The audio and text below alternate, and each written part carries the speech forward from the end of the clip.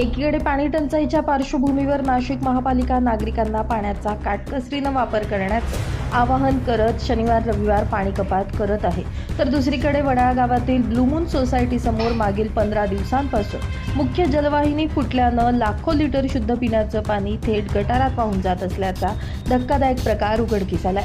स्थानिक नागरिकांनी वारंवार तक्रार करूनही पाणीपुरवठा विभागानं कोणतीही दखल न घेतल्यानं अखेर संतप्त झालेल्या रमेश पठाण, ईश्वर पवार आणि रहिवाशांनी अनोखं आंदोलन छेडलं।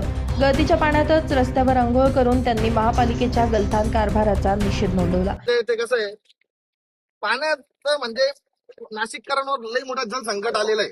दर शनिवारी पाणी येणार नाहीये आणि हा पाण्याचा इतका अपव्यय होत असेल तर महापालिकेचे डोळे उघडायला पाहिजे, म्हणून आम्ही इथे बाहेर अंघोळ करतोय। असं या पाणी तुम्ही चेंबर मध्येच घालताय, तर ह्या पाणी आम्ही अंघोळ करून घेतो। काय करू शकता, सकाळी 6 वाजेपासून रोज इथे पाणी वेस्टेज होतो।